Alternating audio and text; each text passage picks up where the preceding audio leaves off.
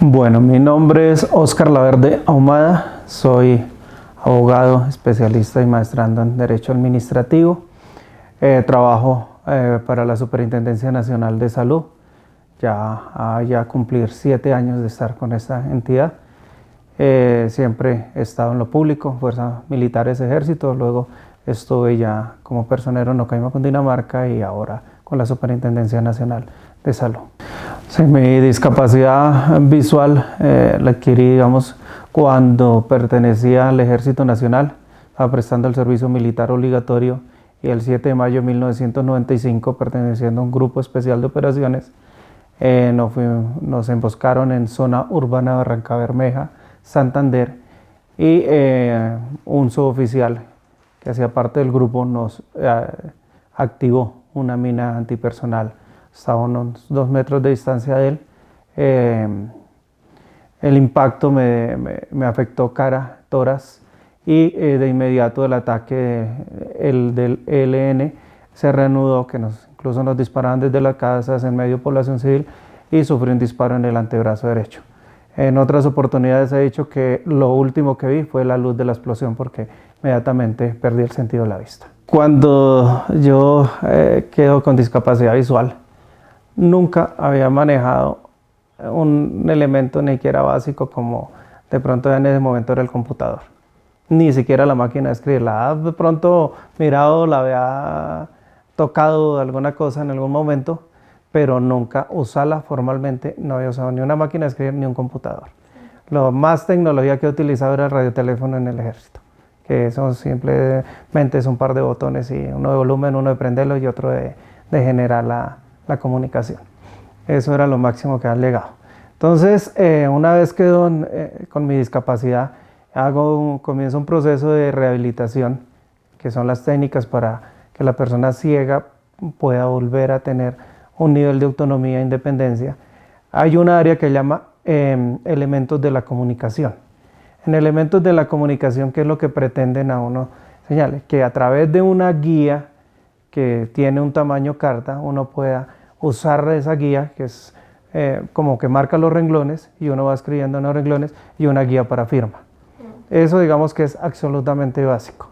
Pero hay otro componente, que es enseñarle a uno a escribir en máquinas, valga la redundancia, máquina de escribir. Porque la máquina de escribir, en lo que yo tengo entendido, no fue inventada para que las personas ciegas nos comunicáramos de una manera escrita más eficiente, más adecuada. Entonces, por eso le enseñaban antes a las personas a escribir a ciegas en la máquina de escribir. Entonces, ahí aprendí a usar la máquina de escribir. Así ya después en mi proceso de rehabilitación, siendo una persona con discapacidad visual.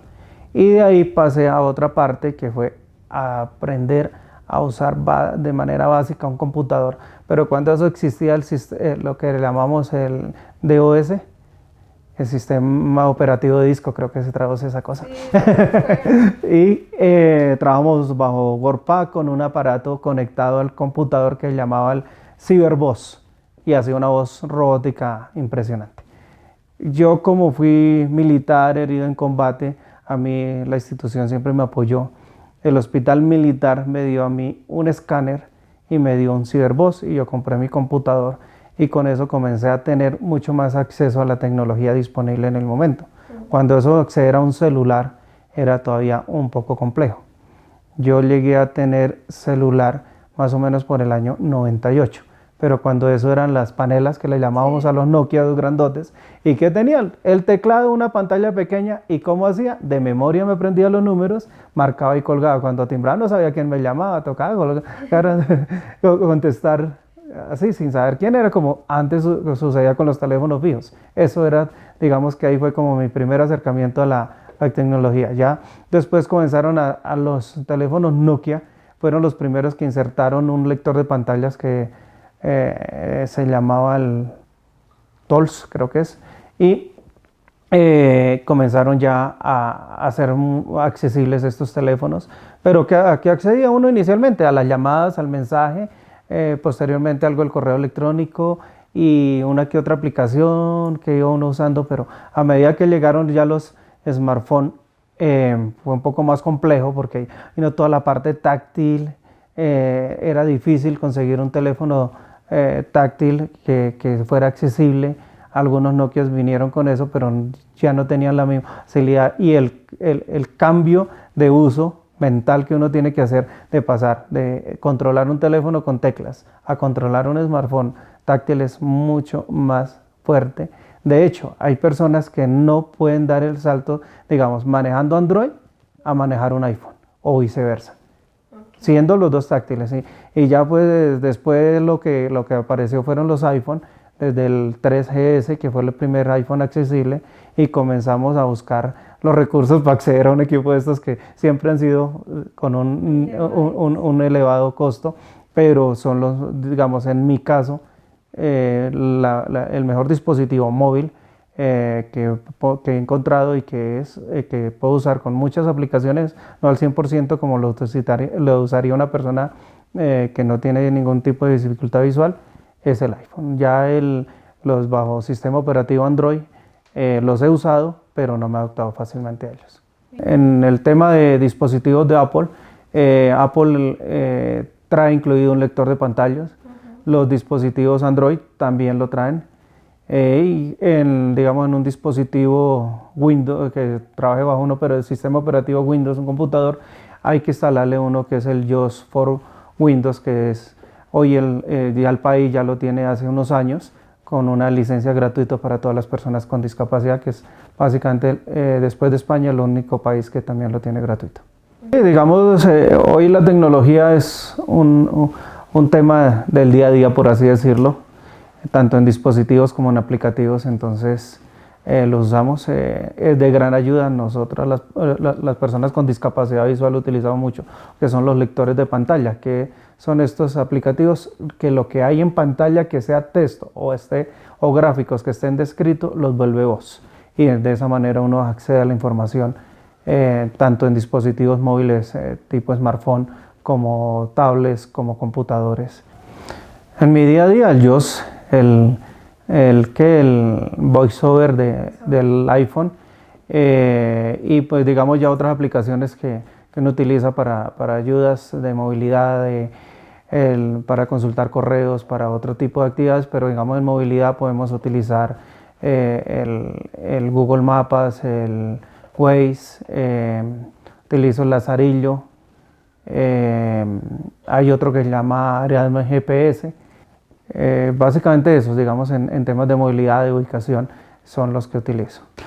Digamos la autonomía, ser un autónomo lo más posible. Sin embargo, en movilidad, no, como persona con discapacidad visual no logra al 100% la autonomía, porque por ejemplo buscar una dirección necesita de alguien que le diga está exactamente en la dirección que uno busca o el sitio, pero digamos eso, la autonomía, movilizarse uno con mayor seguridad, con mayor certeza, es bien importante poder uno minimizar, perder tiempos en buscar ayudas a veces de las personas que a veces por sus ocupaciones van muy de afán, o hay zonas que es muy solo y pues la tecnología le ayuda a uno.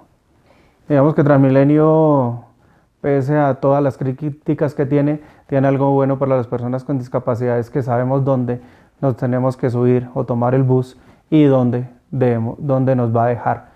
Y eso nos da una seguridad, una certeza en nuestra movilidad, diferente a un bus de los tradicionales o uno de los azules urbanos, o los mismos alimentadores que aunque están demarcadas los paraderos, a veces no paran en esos lugares, o simplemente no tiene uno la certeza que allí va a parar, porque igual hay que anunciarle a dónde. Entonces siempre tiene uno que pedir apoyo de alguien, de un tercero que vaya en el transporte público para uno poder tener esa certeza, pero a veces también se puede quedar unos como pasajeros solo cuando sobre todo va terminando los recorridos, uno puede quedar solo y quien lo ayuda, le toca uno acercarse al conductor, pero la que le da a uno mayor tranquilidad es el Transmilenio, que no sabe dónde va a hacer las paradas, dónde lo toma, dónde lo va a dejar. Transmilenio tiene implementadas medidas de accesibilidad, las rampas, la puerta preferencial que la usa todo el mundo, pero pues es un tema de cultura ciudadana, ¿no? La primera puerta de cada articulado es para personas de población especial,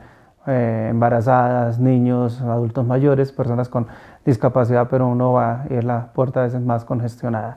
La ayuda auditiva y visual que tiene dentro de los mismos articulados Esto también nos da una información para saber dónde debemos bajarnos. Sí es necesario apoyarse o no en otro tipo de ayudas tecnológicas y de las personas, porque igual a veces, por ejemplo, los Transmilenios no activan el sistema de ayuda auditiva y algunos no lo tienen. Y digamos que este es un sistema que debería también estar en los alimentadores y en los buses urbanos del Sistema Integrado de Transporte Público, pero que no está o ya no funcionan. Bueno, las aplicaciones me dan la autonomía suficiente para usar el transporte público en Bogotá, no al 100%. Digamos que la razón, uno, no pueden usar el dispositivo libremente por seguridad; dos, porque las aplicaciones no son 100% accesibles y por lo tanto no nos dan toda la información que se requiere.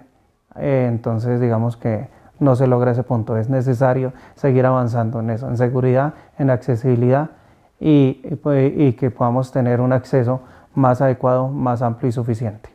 La inseguridad es una de las barreras fuertes porque digamos los dispositivos que debe uno usar no son los más económicos, porque deben ser aparatos o equipos que tengan una buena prestación para que soporten las aplicaciones que uno necesita y el uso a través del lector de pantalla.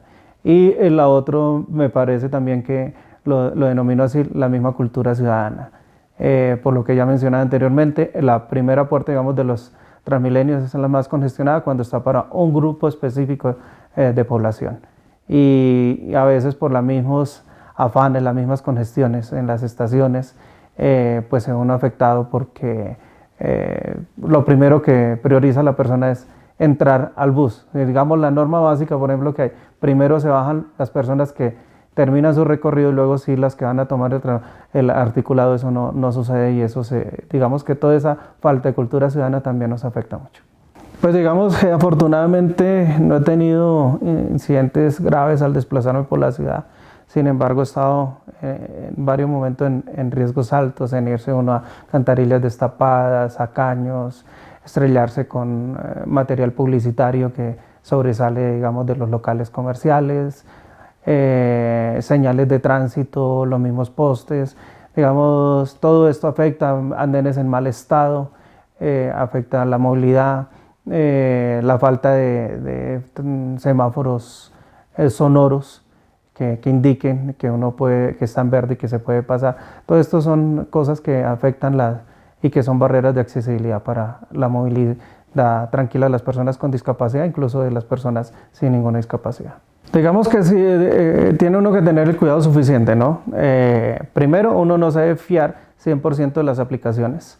Siempre contar, digamos, con su entrenamiento de la rehabilitación, que es una serie de técnicas para uno poder ser independiente hasta ciertos puntos, porque no es 100%, pero eso es importante, el entrenamiento de esa rehabilitación que uno tiene, no fiarse de las aplicaciones y digamos también como que uno también guiarse uno como por sus instintos, por sus percepciones, porque yo digo, uno no desarrolla un sexto sentido como a veces se trata de convencer a algunas personas con ese tipo de comentarios, o nos lo afirman a nosotros.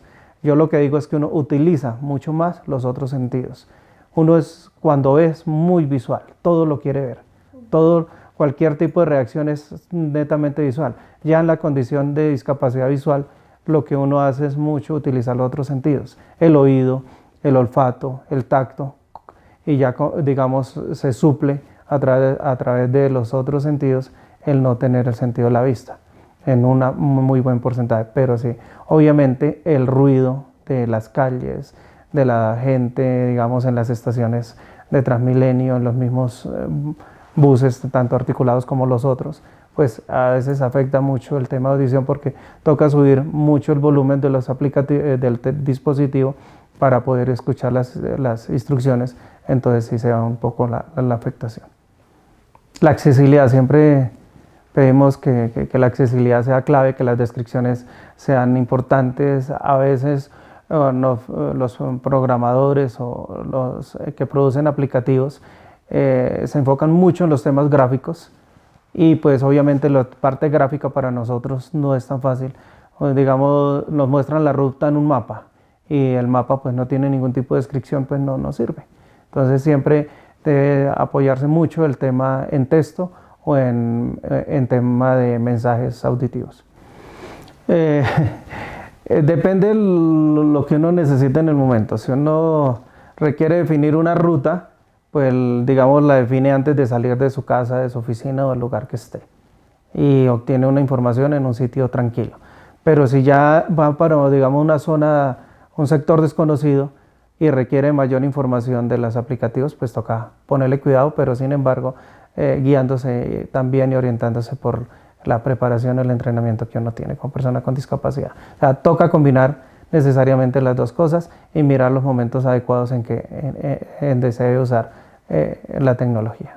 Habrá momentos que uno necesita bajarle totalmente el volumen, que no la requiere y necesita desde pronto escuchar una instrucción digamos, de los articulados cuando está dando la ayuda auditiva, está mencionando las estaciones, pues esa es la ayuda que uno necesitaría en el momento. El volumen sí es controlable, digamos que sí es fácilmente controlable, lo que a veces se queda corto en las descripciones de la información el volumen de información claro, preciso que le debe dar a uno, porque el tema de accesibilidad todavía es un poco corto en varias aplicaciones. Lo que les decía antes, a veces información se la muestra de manera gráfica y esa no nos sirve. No nos sirve una información en un mapa si no hay una descripción en texto o en audio. Pues digamos, yo utilizo el WhatsApp de manera general, es algo que ya hace parte del día a día, del trabajo, el tema familiar, del tema social, incluso, pero en tema de movilidad, pues no, básicamente, ¿para qué lo utilizo? A veces por lo que me envían la ubicación para definir una ruta con otra aplicación, entonces, ¿qué tiene esa opción, no? Entonces uno le pide a la persona con la que se va a encontrar, envíeme su ubicación a través del WhatsApp y desde ahí uno abre la ruta en otra aplicación. Hay aplicaciones como Waze, Google Maps, que son hechas para en general a la población y las utilizamos con una cierta aceptación. Digamos, Google tiene menos descripción, Waze de pronto tiene un poco más de descripción, pero digamos su presentación todavía tiene mucha falta de traducción al español. Muchos de los iconos, de los botones están etiquetados en inglés. En el bus o cuando tomo taxi, yo le defino la ruta al taxista y le pido que siga las instrucciones del Waze, precisamente por razones de seguridad, porque a veces le dan más vueltas o le daban a uno más vueltas, porque creo que ahora con el Waze todos los controlamos, la ruta, y buscando obviamente mejorar la movilidad, que es el mismo propósito de la aplicación, y llegar uno más rápido a su destino. Digamos, Waze me parece que sí le da uno certeza en ruta, pero pues obviamente en tarifas sí, nada. ¿Toca confiar? Toca confiar. Okay. A la buena fe. Eso podría ser como una mejora, digamos. De una mejora podría incluírsele a la aplicación o integrarse con otras aplicaciones que ya definen los costos. Digamos, no puedo decir que no es una buena aplicación, es una buena aplicación. Le faltaría un poco más de descripción. Tiene las opciones de uno definir en qué se va a movilizar, si en digamos, en carro particular, en bus, caminando o en transporte, digamos, tipo taxi. Y uno define esas diferentes opciones. Yo cuando camino, porque camino seguido, la utilizo fuera de Bogotá, busco sobre todo vías rurales no pavimentadas para que la caminata sea más suave, menos afecte, y la descripción es muy poca. Y por ejemplo me gustaría también que me diera una posibilidad de hacer los mapas más accesibles, porque la aplicación trae la opción de hacer los mapas accesibles, hacer los mapas de los recorridos, pero no es tan accesible. Yo creo que todos nos hacemos la vida más fácil cuando nos preocupamos por el otro. Yo hablo de una cosa que es la sensibilidad humana. Sensibilidad humana es simplemente pensar y preocuparse por el otro. Independiente que tenga discapacidad o no tenga discapacidad, las personas con discapacidad se deben ver por la discapacidad por un trato o por una circunstancia especial, mas no dejan de ser humanos común y corriente que hacen parte de la vida familiar, de la vida social, de la vida profesional, de la vida académica, de todos los sectores. Básicamente estamos y buscamos eso, que más allá de un pensar, uy, ¿yo qué haría en cierta circunstancia de discapacidad? veamos a esa persona con discapacidad por sus capacidades. Y que, o sea, en el tema tecnológico, sobre todo los programadores piensen mucho más en los parámetros de programación accesible, que existe un manual específico para eso, para que esas aplicaciones las puedan usar tanto las personas que no ven como las que ven.